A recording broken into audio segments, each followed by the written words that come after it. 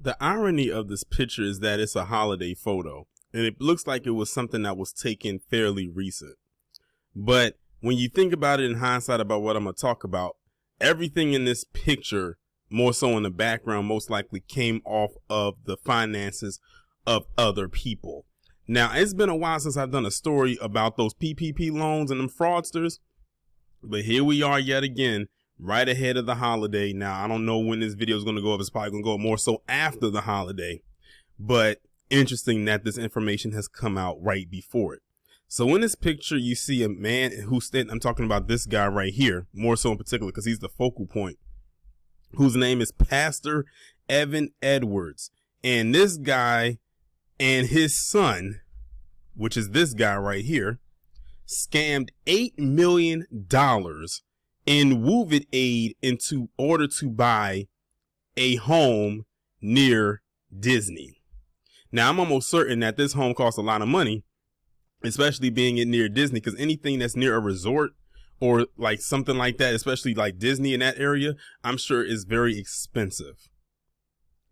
Now, this article I'm going to read from is going to break down pretty much everything, like how much money they got, because the headline is only saying but so much, but it's going to really break down how much they took, and they took quite a bit.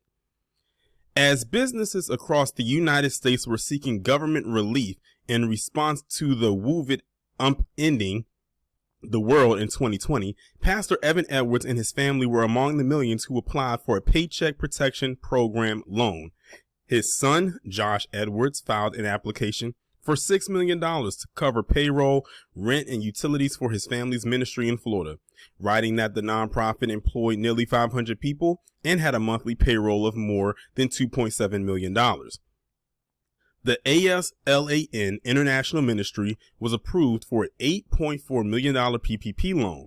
Then the faith-based charity, whose mission was to quote-unquote communicate Christian love and doctrine in service to the poor, tried to buy a $3.7 million luxury home near Walt Disney World.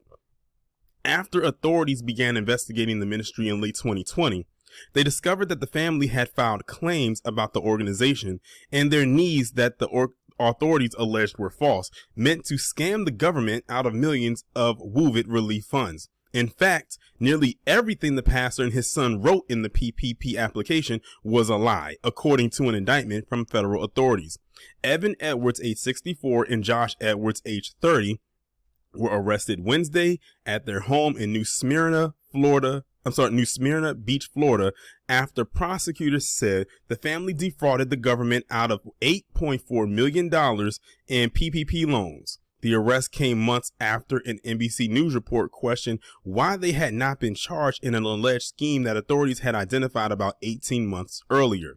While authorities named Mary Jane and Joy Edwards, Edwards' wife and daughter, in the criminal complaint, neither woman was facing charges as of Thursday afternoon.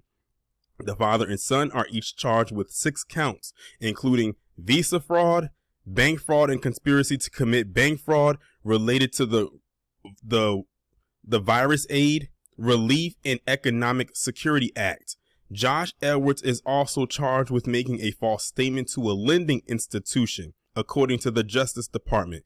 They each face a maximum sentence of 30 years in prison. The United States previously obtained seizure warrants and recovered more than $8 million in proceeds from the charged criminal conduct, the Justice Department wrote in a Thursday news release.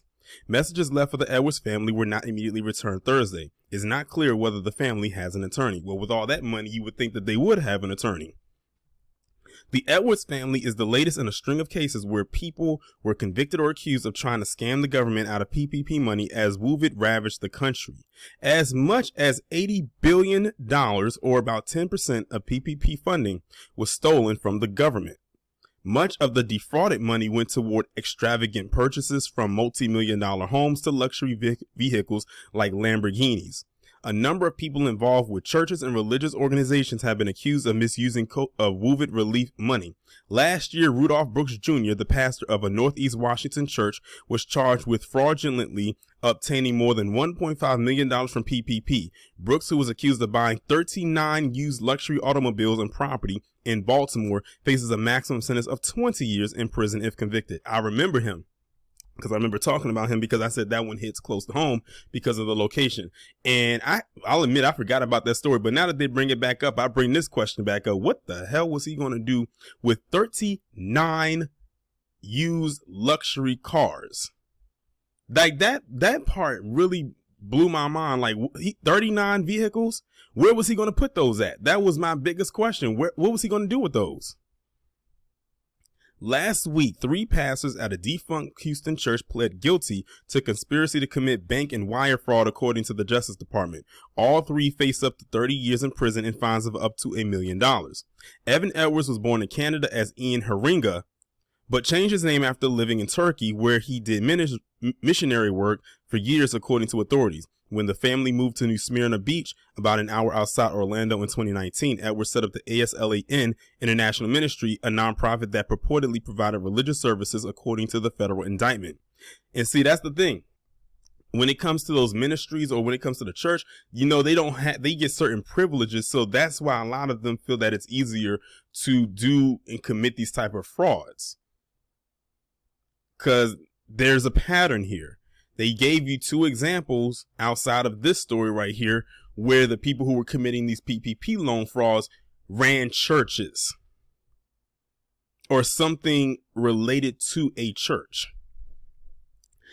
ASLAN submitted its application for a PPP loan in April 2020, as many businesses and organizations were doing in the early months of the devastating pandemic.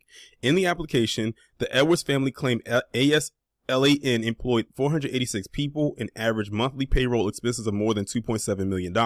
In May 2020, the loan money was sent to a family bank account that previously held just $25.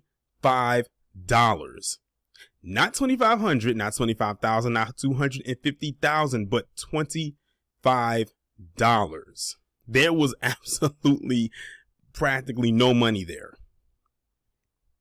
Based on the false representations made in the loan application, the defendants received into their bank account approximately $8,417,200 in PPP loan funds.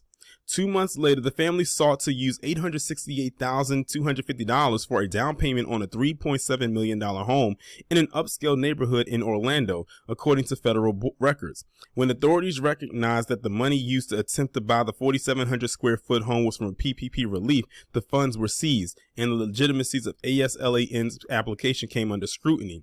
Investigators soon discovered that the rest of the money was spread out among multiple bank accounts in an attempt to hide and conceal their whereabouts. Authorities found several holes in ASLAN's application, according to the complaint.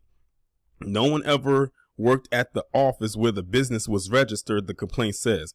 The man listed on the application as ASLAN's accountant had not done any work for the ministry since 2017, as he suffered from dementia.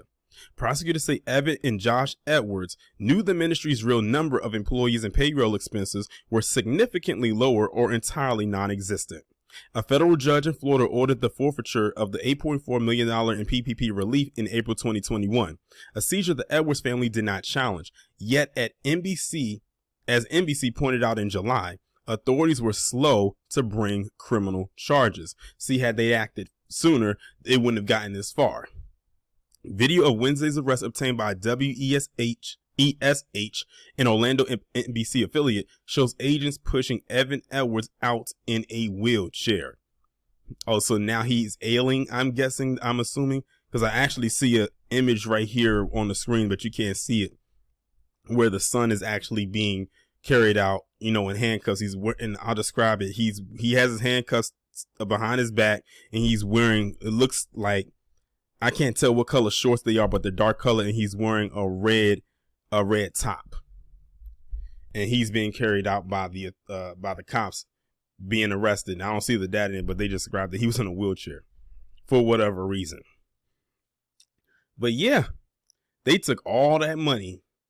Like I keep telling you, this is nothing new. When you think about it in hindsight, this is what America was founded on. At least one of the things, and that's being crooks and being thieves and stealing.